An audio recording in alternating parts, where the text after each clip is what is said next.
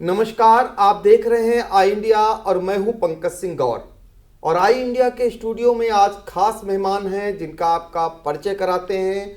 26 साल की उम्र में सांसद बनने वाले और वो भी मिश्रिक लोकसभा क्षेत्र से सांसद बने अशोक रावत जी, जिनका आई इंडिया स्वागत करता है।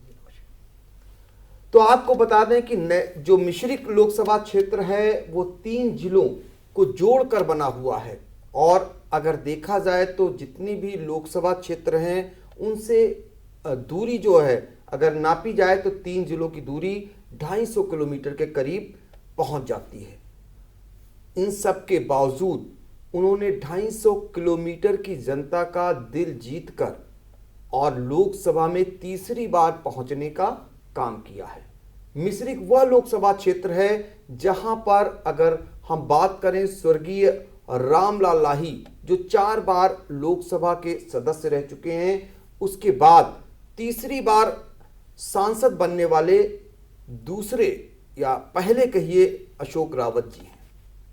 तो आपसे आज हम जानेंगे कि आप हर एक व्यक्ति का एक जीवन में एक लक्ष्य होता है कि वो पढ़ करके ये बनेगा, वो पढ़ करके लिख करके क्या बनना चाहते थे और राजनीति में क्यों आए, ये जानना चाहते हैं।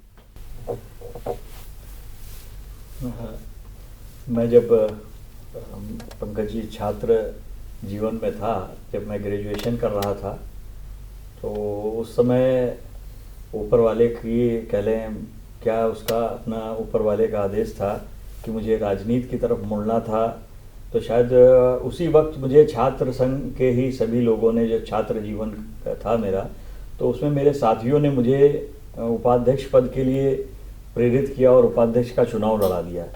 तो उस समय नहीं लग रहा था कि मैं राजनीति में जाऊंगा। मैं डॉक्टर बनना चाहता था, लेकिन मेरा जो उस वक्त का जो परिणाम रहा, तो मैं डमी कैंडिडेट, मुझे नहीं मालूम होता था क्या होता है, उसमें मैं जाना और एक डमी कैंडिडेट की वजह से मैं 11 वोट से चुनाव हार गया। तो पिताजी ने डांटा मुझे कि भाई तुम्हें डॉक्टर बनना था और तुम डॉक्टर नहीं, तुम राजनीति की तरफ जा रहे हो, नहीं तुम्हें पढ़ना है और IAS बनना है और लोगों की सेवा करनी है, जनता की सेवा करनी है। मुझे ला करके लखनऊ में मेरा एडमिशन करा दिया वैद्य कोचिंग में। मैं अपनी तैयारी कर रहा था और मैंने 3 मेंस और 1 इंटरव्यू फेस किया PCS का। लेकिन सुप्रीम कोर्ट का जब ऑर्डर आया 2002 में स्केलिंग का, तो उसका सिलेबस एकदम चेंज हो गया, क्योंकि मैं साइंस बैकग्राउंड का था और सब्जेक्ट मेरे आर्ट के हिस्ट्री और एंथ्रोपोलॉजी थे। तो उस वजह से फिर मुझे थोड़ा सा दिक्कत हुई कि मुझे फिर और लंबा पढ़ना पड़ेगा, मुझे तैयारी करनी पड़ेगी, तब जाके मुझे फिर वहाँ कंप्लीट कर पाऊँगा। लेकिन फिर एकदम से मन हटा और मुझे याद आई, क्योंकि मैं राजनीति छात्र संघ में चला गया था, तो वहाँ से कि मैं अपने चाचा के साथ लगूँ, और चाचा मेरे राजनीति में थे और उनके साथ में थोड़ा सा अनुभव मिला और मैंने फिर लोकसभा के लिए सीतापुर जनपद की तरफ रुख किया। और लोकसभा सीट यहाँ पर मिश्रिक थी, तो मैं यहाँ पर आके सीतापुर में मैंने कार्य शुरू किया और आप सबके आशीर्वाद से मुझे सांसद बनने का मौका 2004 में पहली बार मिला। तो पहली बार ही सांसद बन गए और जैसा कि आपने बताया आप डॉक्टर बनना चाहते थे, यानी मरीजों का इलाज करना चाहते थे, लेकिन सांसद बनकर जनता का इलाज यानी जनता के लिए आप समर्पित हो गए हैं। और आप अधिकारी बनना चाहते थे, ये भी आपने बताया। और चूंकि आपका परिवार जो है वो राजनीति से ताल्लुक रखता है, आपके जो चाचा हैं रामपाल रावत जी, वो 8वीं बार मतलब विधानसभा पहुंचे हैं और ये भी बड़ी उपलब्धि कही जाएगी कि 8 बार के वो विधायक हैं और राजनीतिक घराने से आप ताल्लुकात रखते हैं। अब हम यह भी जानना चाहेंगे कि आप अपने परिवार की पृष्ठभूमि, जो आप मूलतः हरदोई के रहने वाले हैं, वो कौन सा गांव है और आपके परिवार की जो पृष्ठभूमि है वो क्या है। मैं हरदोई जनपद के संडीला तहसील के शाहपुर अटिया गाँव से में जन्म हुआ मेरा, और वहाँ मेरे चाचा और मेरे दादा ताऊ जी सभी वहाँ पर थे, और मेरे पिताजी वहाँ से पढ़ करके निकले जो PCS अधिकारी हुए, और उन्हीं के उससे मुझे भी IAS की तैयारी में जाना था। लेकिन जो कि समाज सेवा मेरे परिवार में थी, ये जनता के लिए समर्पित भाव से, शायद वही ऊपर वाले ने मुझे कुछ रास्ता दिखाया हो, लेकिन मैं कुछ पथ से हटा लेकिन फिर वापसी मेरी हुई और मैंने चाचा से जब शुरुआती 2003 में मैं उनके साथ में लगा तो चाचा से पूछा कि मैं मिस्रिक लोकसभा लड़ना चाहता हूं, तो उन्होंने कहा कि आप अपनी कर्मभूमि स्वयं बनाइए और मेहनत करिए, और जब आप कार्य करेंगे तभी आगे बढ़ सकते हैं। परीक्षा देना है तो उसके लिए पढ़ना पड़ता है, तो ये जनता के बीच में आप परीक्षा दीजिए और जनता आपको पास करेगी। तो वहाँ से निकल करके मैं सीतापुर आया और सीतापुर आकर के मिस्री लोकसभा से तैयारी की और जनता ने मुझे पूरा आशीर्वाद दिया। तो जनता ने आशीर्वाद दिया और आज तीसरी बार आप जो है सांसद हैं और ये दर्शाता है कि जनता में आप कितने लोकप्रिय हैं। एक चीज अशोक जी जानना चाहते हैं कि राजनीति में अक्सर देखने को मिलता है कि पिता पुत्र और भाई भाई और चाचा भतीजे में नहीं पड़ती है। आप अपनी राजनीति में जो आप आज इतनी ऊंचाइयों तक पहुंचे हैं, आप चाचा का नाम लेना नहीं भूलते हैं, यानी कि कहीं ना कहीं आपके चाचा का बैकअप आपको, सपोर्ट आपको रहती है। कभी आपको लगा कि ऐसा कि आप एक दूसरे में कभी अनबन? नहीं, ऐसा कभी नहीं रहा। हमारे परिवार एक संयुक्त परिवार है।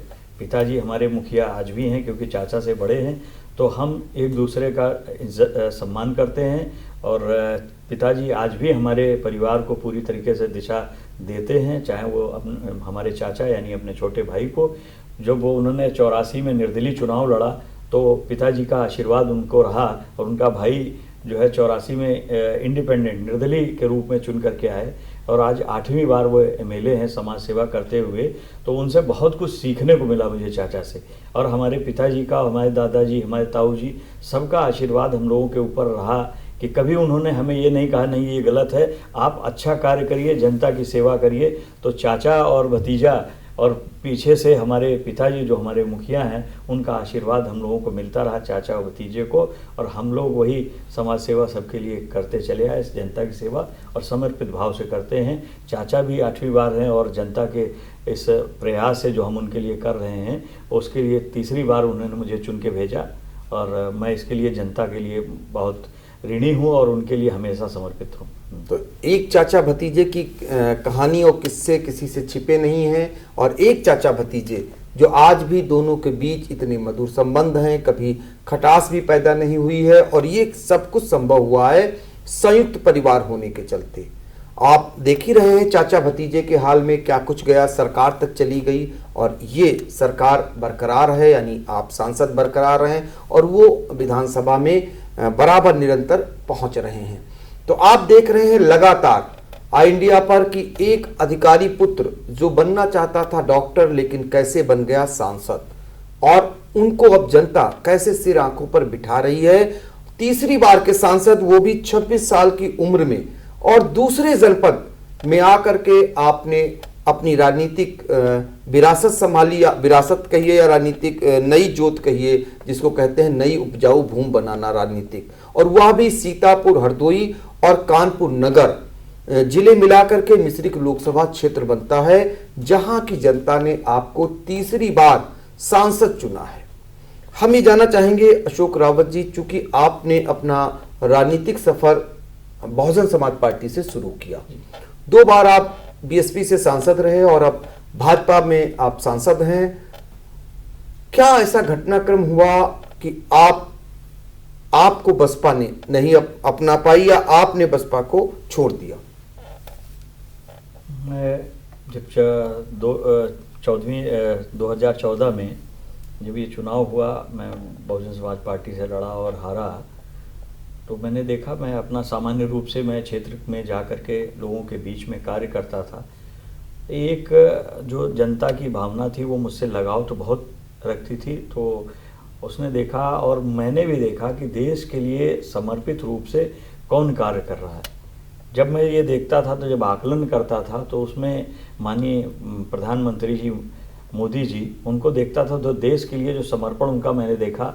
माननीय हमारे राष्ट्रीय अध्यक्ष जी अमित शाह जी, उन दोनों लोगों को देखता था तो मैं मेरे अंदर भी जो भाव थे, जिस वजह से मैं राजनीति में आया था, तो कहीं हद तक वो मैं नहीं कर पा रहा था।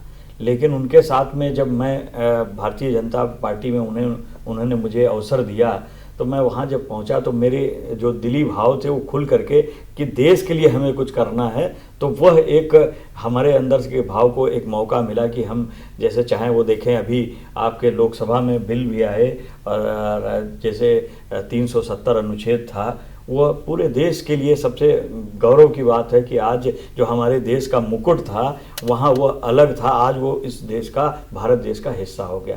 तो हमें जो हमारे देश में एकता होनी चाहिए वो इससे सामने आती है कि हमारा देश एक है। तो वह भाव भारत के लिए जागृत हुआ और मैं माननीय प्रधानमंत्री जी को, माननीय राष्ट्रीय अध्यक्ष जी को बहुत बहुत धन्यवाद देता हूँ कि मुझे अपने साथ जोड़ करके उन्होंने अपने साथ चलने का मौका दिया। सांसद जी, ये जानना चाह रहे हैं, कुछ न कुछ आप में खूबियाँ जरूर होंगी कि एक सिटिंग सांसद का टिकट काट करके और फिर आपको टिकट दिया गया और आपने उनके विश्वास को कायम किया, तो कुछ न कुछ खूबियाँ जरूर रही होंगी, जनता से आपका लगाव रहता होगा। ये 3 जिले आपके क्षेत्र में आते हैं, कैसे कवर कर पाते हैं आप? अब ये हमारे जो माननीय राष्ट्रीय अध्यक्ष जी हैं, माननीय प्रधानमंत्री जी, उनका अपना उन्होंने देखा और मुझे बुलाया कि भाई कुछ कार्य जो मैंने पिछले भी लोकसभा के दौरान किए थे, जैसे कि मेरा पूरे लोकसभा में हाउस में जो प्रोग्रेस थी और उसमें मेरा 3रा नंबर था क्वेश्चंस में। जब मैंने लोकसभा में क्वेश्चंस होते हैं वहाँ पे अपनी बात रखते हैं और अपने क्षेत्र के और अपने देश के बारे में जो सवाल हम लोग मंत्रालय और उनसे विभागों से पूछते हैं विकास के, तो उसमें मेरा 3रा नंबर था वहाँ पर। तो हो सकता है उन्होंने मेरी इस कार्यशैली को देखा हो कि मैं लगातार एक्टिव रहा हूँ हाउस में, उसके लिए और क्षेत्र में एक्टिव रहता था, तो उन्होंने मुझे अवसर दिया मेरी एक्टिवनेस की वजह से। तो मैं लगातार, मैंने बताया कि मैं जब 14 में हार गया तो उसके बाद भी मैं क्षेत्र में जाता था, लोगों का जो स्नेह मुझे मिलता पहले से चला आ रहा था वो स्नेह मुझे मिलता रहा लगातार, चाहे वो बिल्हौर जैसा जो बहुत ही सुदूर यहाँ से सीतापुर से काफ़ी दूर है, लेकिन वहाँ की जनता भी असीम स्नेह मुझे मिला। और वहाँ पर जब ये चुनाव में 19 में लड़ा तो लगभग 1,35,36,000 के आसपास मुझे वहाँ पर मत प्राप्त हुई। तो लगातार देखें पिछले से वो ज़्यादा ही रहे जी। अशोक रावत जी, हर एक व्यक्ति के जीवन में एक ऐसा घटनाक्रम आता है जो कभी भुलाए नहीं भूलता है। आपके जीवन में भी, राजनीतिक जीवन में खासकर, कोई ऐसा घटनाक्रम जो शेयर करना चाहेंगे? राजनीतिक जीवन में मैं घटनाक्रम जनता की सेवा के लिए हमेशा समर्पित रहा हूँ। और जैसे इधर मैं लगातार जब परिसीमन में मेरे क्षेत्र में संडीला, जो कि उधर का हरदोई का पार्ट नहीं था, वो जुड़ा, तो उसमें जब मैं वहाँ के क्षेत्र की समस्या, जैसे जीटी रोड का था, मैं इतनी ऐतिहासिक रोड थी जीटी रोड, और वो उस पर आए दिन एक्सीडेंट्स होते रहते थे, तो मुझे बड़ा कष्ट होता था। मैं रास्ते में जा रहा होता था, एक्सीडेंट हुआ मिलता था, उनको तुरंत उठा के मैं अस्पताल भिजवाने का काम करता था। तो मेरे मन में आया कि मैं क्या करूं, तो सबसे पहले मैंने जीटी रोड को चौड़ा करने के लिए मैंने हाउस में लोकसभा में मामला उठाया। तो उसके बाद मैं 2010 की बात बता रहा हूं, उस समय जब मैंने शुरुआत की, क्योंकि 2009 में ये परिसीमन में कानपुर हमारे बीच में आया, बिल्हौर क्षेत्र, तो मैंने 10 से मैंने इसके लिए शुरुआत की। और जीटी रोड तो ऐतिहासिक रोड है, हमारी इतिहास में उसका नाम है, और ये इसको चौड़ाकरण होना बहुत ज़रूरी थी इसका। और उस पर आए दिन एक्सीडेंट्स होना ये हमारे लिए बहुत ही मतलब दुखदाई था, लेकिन मैंने उस समय शुरुआत की और आज वो चौड़ीकरण में है और चौड़ी हो रही है। मुझे देख के बड़ी प्रसन्नता हुई कि मैंने जो एक शुरुआत की थी वो धीरे धीरे कार्य में प्रगति के रूप में आज कन्नौज से लेकर मेरे बिल्हौर में अब काम, मिट्टी का काम हो गया, बस डामर पड़ना है, तो अच्छी चौड़ी रोड डिवाइडर लेन मिल जाएगी। जब देश में पूरे हर जगह पे रोडें बन रही हैं तो वो भी एक रोड जो ऐतिहासिक रोड थी उसका भी चौड़ीकरण हो रहा है। इसी तरह संडीला, जहाँ हमारा जो कि हमारी जन्मभूमि है, तहसील है, वहाँ के लोगों को पुल की बड़ी समस्या है। वहाँ पर क्रॉसिंग जब बंद होती है करीब 1-2 घंटा बंद रहती है। कई तो कैजुअलिटीज़ हुई हैं वहाँ पर, लोग ले जा रहे हैं, हार्ट अटैक हो गया और वो जा नहीं पा रहे हैं, 1 घंटा कैसे क्रॉसिंग पार करें, तो मुझे बड़ा कष्ट होता है।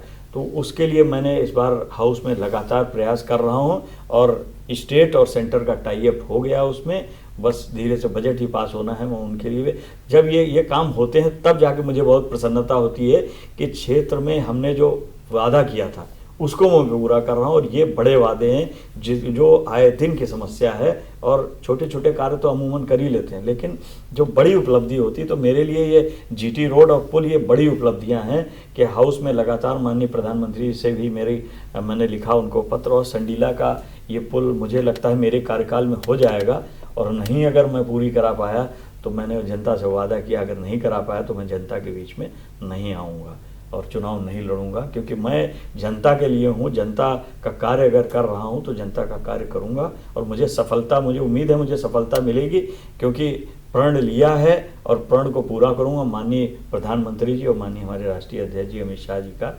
आशीर्वाद है और ज़रूर सफलता मिलेगी। ये बहुत बड़ी घोषणा है साथियों। जैसा कि आप अक्सर ऐसी बातें या ऐसे दावे या ऐसे वादे हमेशा आप चुनाव के दौरान सुनते होंगे कि सिर पर चुनाव हो तब नेताजी जनप्रतिनिधिगण ये बोलते हैं कि ये नहीं करा पाऊंगा तो आपके बीच में नहीं आऊंगा। अभी लोकसभा का चुनाव काफी समय आगे है, उसके बावजूद मिश्रिख के सांसद अशोक रावत जी ने आई इंडिया के कैमरे पर इस प्रकार की जनता के लिए घोषणा की है कि वो अगर संडीला का पुल नहीं बनवा पाए, जीटी रोड नहीं चालू करा पाए तो वो जनता के बीच नहीं आएंगे। ये बहुत बड़ी बात है और हम खुद इस बात को मानते हैं, क्योंकि अमूमन अक्सर हम ये सिर्फ चुनाव में देखने और कहने की बातें सुनते हैं, उसके बाद सब कुछ भूल जाते हैं। लेकिन आपने आज कैमरे के सामने विधिवत घोषणा कर दी है। आखिर में सांसद जी हम सिर्फ ये जानना चाहेंगे, चूंकि आपके लोकसभा क्षेत्र में पौराणिक मान्यताओं का स्थान है नैमिषारण्य, और नैमिषारण्य के विकास को लेकर के हर सरकार बहुत सारे वादे करती है। आपकी सरकार ने भी वादे किए थे। अमित शाह जी जब सीतापुर आए थे, मुख्यमंत्री योगी आदित्यनाथ जी सीतापुर आए थे, तो उसके विकास का एक पैकेज दिया था और वहां पर तमाम घोषणाएं की थी। उसके लिए आपकी प्राथमिकता में क्या रहेगा? जब मैं पहली बार सांसद बना तो नैमिष जब मैं भी आता था, क्योंकि क्षेत्र था मेरा और इधर से आता था, तो लोग मुझसे क्या कहते थे, सांसद जी आपके यहाँ जा रहे हैं दर्शन करने, और जैसे ही सिधौली से मैं नैमिष के लिए मुड़ता हूँ तो जब गाड़ी जंप करती है तो मेरी जो इंटेस्टाइन्स हैं वो सब डिस्टर्ब हो जाती हैं और बड़ा पेट में दर्द होता है। तो सांसद जी आप क्या कर रहे हैं इसके लिए कुछ? तो मैंने उस समय ही प्रण लिया था कि इसको मैं बनवाऊँगा, और आपके आशीर्वाद से पंकज भैया वो मैंने रोड बनवाई, और रोड सिधौली से लेकर के कल्ली और कल्ली से नैमिष नीमसार ये चौड़ी हुई। लमसम 25 करोड़ का ये प्रोजेक्ट उस समय था, 2009 के आसपास का। तो उस समय ये सैंक्शन हुआ और ये बनी रोड, और मैं हाउस में लगातार प्रश्न करता रहा इसके लिए, और आखिर में जो पर्यटन मंत्री माननीय सुबोध कांत सहाय जी उस समय कांग्रेस के मंत्री थे, पर्यटन मंत्री, उनको नैमिष की धरती पर आना पड़ा और आ करके 7 करोड़ का पैकेज वो फिर यहाँ पर दे करके गए थे। और ताकि हमारा नैमिष, आप जाएंगे तो आप नैमिष में हर जगह मेरे पत्थर पाएंगे, चाहे वो हनुमानगढ़ी हो, चाहे चक्रतीर्थ हो, चाहे माँ ललिता का आश्रम हो, चाहे कालीपीठ हो, आपको अशोक रावत द्वारा बनवाया हुआ कुछ न कुछ आपका मिलेगा। चाहे वो मैंने 50 बेड की वहाँ पर डॉर्मेट्री बनवाई, आप नैमिष डाक बंगले जब PW गेस्ट हाउस जाएंगे वहाँ पर मेरा सूट आपको मिलेगा, देखने को मिलेगा। आपका मेरा पत्थर लगा हुआ है, नया सूट बना हुआ है, उसमें कई कमरे ऊपर बनवाए मैंने, और आपके कई इंटरलॉकिंग रोड बनवाई है मैंने। ऐसे पावर हाउस था, वहाँ पर बिजली की काफ़ी समस्या रहती थी। नैमिष में CSC नहीं था, लोग इतने बड़े अमावस्या को 1-1 लाख की भीड़ आती थी वहाँ पर, तो नैमिष में CSC बनाया है, और उसको अभी पूरी तरीके से वर्किंग में नहीं है। अभी वहाँ पर डॉक्टर एज ए PSC वो काम कर रही है, प्राथमिक हेल्थ सेंटर के रूप में, लेकिन वो पूरी हेल्थ सेंटर है, और वहाँ पर कई इंस्ट्रूमेंट्स अभी, चाहे अल्ट्रासाउंड हो, धीरे धीरे ये अपग्रेडेशन वहाँ पर होगा। तो काफ़ी कार्य मैंने वहाँ पे कराया था, और आप सबके आशीर्वाद से इसीलिए मुझे तीसरी बार बनने का मौका मिला। अगर नहीं कराता तो नैमिष के लोग और मेरे जो अपने समाज के जो लोग वहाँ जाते हैं आशीर्वाद लेने, हर अमावस को स्नान करने, हुए सब मुझे बददुआएं देते, और शायद मैं तीसरी बार आपके बीच में न बैठा होता। तो नैमिष का आशीर्वाद है, आप तीसरी बार सांसद बने हुए हैं, और आपका कहना है कि आप कुछ वहाँ नहीं कराए होते तो शायद उन्हें ये फल, उन्हें ये आशीर्वाद न मिला होता। तो आज हमने मिश्रिख के सांसद से जाना कि वो कैसे इस राजनीति में आए। उन्होंने हर एक सवाल का बड़े बखूबी से जवाब दिया। सांसद जी, आखिर में सिर्फ आखिरी सवाल ये है, चूंकि आप सांसद जनता से हैं और जनता के लिए आप कोई संदेशा, उनमें कोई विश्वास, चूंकि चौथी बार भी आपको जाना है लोकसभा, तो इस बीच 3 जनपदों में आपने अपना खाका खींच लिया होगा, वहाँ के विकास का, वहाँ की समस्याओं का, तो इन 3 जनपदों के लिए आपकी विशेष कोई कार्य योजना? जो मेरा संसदीय क्षेत्र है, जैसे मैंने बताया, कानपुर का जो मेरे जीटी रोड है उसको चौड़ीकरण उसका मेरा लक्ष्य था और लमसम उसमें कामयाबी हो चुकी है और कार्य चालू हो गया है। इसी के साथ ही संडीला का जो पुल था वो मेरा लक्ष्य है। और हमारा जो मल्लामा क्षेत्र है, मल्लामा क्षेत्र में गंगा जी हैं और जब बरसात का समय, बारिश का समय आता है, उस समय बाढ़ बड़े विकराल रूप लेती है, तो उसके बांध की एक हम प्रयास में शुरुआत की है और वहाँ से बांध जो बन जाएगा तो शायद एक तरफ का हिस्सा हमारा, जनता हमारी सेफ हो जाएगी कि वहाँ पर बाढ़ से उनको कहीं जाना विस्थापित नहीं होना पड़ेगा। तो इसके लिए हाउस में लगातार प्रयास कर रहा हूँ और कम से कम 235 करोड़ के आसपास का प्रोजेक्ट भी बना है और वो धीरे धीरे स्वीकृति की तरफ अग्रसर है। तो वह क्षेत्र और संडीला, फिर इसके बाद आ जाता है मेरा बालामऊ एक क्षेत्र है, तो वो संडीला तहसील से ही संबंधित है। और मिश्रिक जो नैमिष है, अभी तक तो नैमिष पे फोकस था, लेकिन अब नैमिष से मिश्रिक आ रहा है जो कि छूटा हुआ है, उसका पार्ट है। और जो वहाँ पे दधीच कुंड है उसका सौंदर्यीकरण, और हमारी जो मिश्रिक नगर पालिका है वो भी थोड़ी सी अभी उतनी बढ़िया नहीं, अच्छा उसमें जो उसका मॉडर्नाइजेशन है वो नहीं हो पा रहा है। मैं उसके लिए भी प्रयास करूंगा कि नैमिष के साथ साथ मिश्रिक का भी पूरी तरीके से मॉडर्नाइजेशन हो और नगर पालिका है वो पूरी तरीके से डेवलपमेंट हो, तो एक और अच्छी उपलब्धि होगी। तो ये हमारे लक्ष्य है कि हम मिश्रिक को और हमारे संडीला की जो तहसील है उसका पुल और उधर जीटी रोड और हमारा बांध, ये 4 प्राथमिकता मैंने बनाई हुई है कि जनता के हित के लिए इसको कराना अत्यंत आवश्यक है और इसको मैं लेकर के पूरी तरीके से हाउस में लगा हुआ हूँ। तो आपके अपने सांसद की प्राथमिकताएं क्या हैं, आगे क्या कुछ रहेगा आपकी झोली में जाने के लिए, वो भी आपने बखूबी बताया।